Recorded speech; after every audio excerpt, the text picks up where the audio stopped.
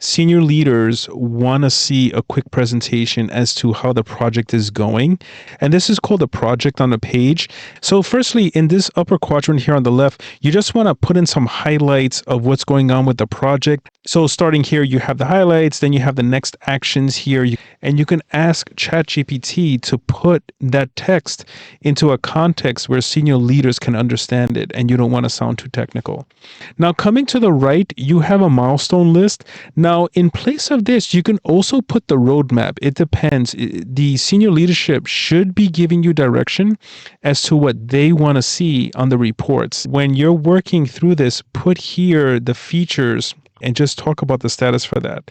And here you have the green, yellow, red, if a particular item is in good shape, or if it's caution, or if it's red, it's a blocker. You have the various owners, whether it's the vendor or if it's the internal resource here. Now, in lieu of this, you can also use the roadmap and paste that here. Of course, you want to know what the finances are. So this is one of the most important quadrants here, because senior leadership always wants to know about the money.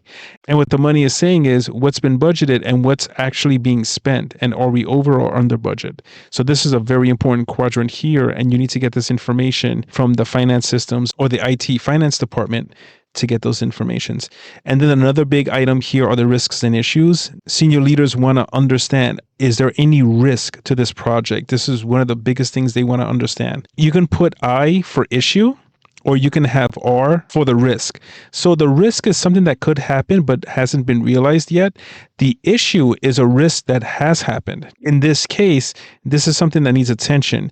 And this is going to sound off alarm bells to senior leadership, because they're going to want to know, do they have an action to alleviate this particular issue? So in this case, the project manager is the owner of this, so they don't have to worry about it. But they want to understand what are the implications of this, because they want to know if on their end, they need to start escalating, because senior leaders, they deal with escalations all the time.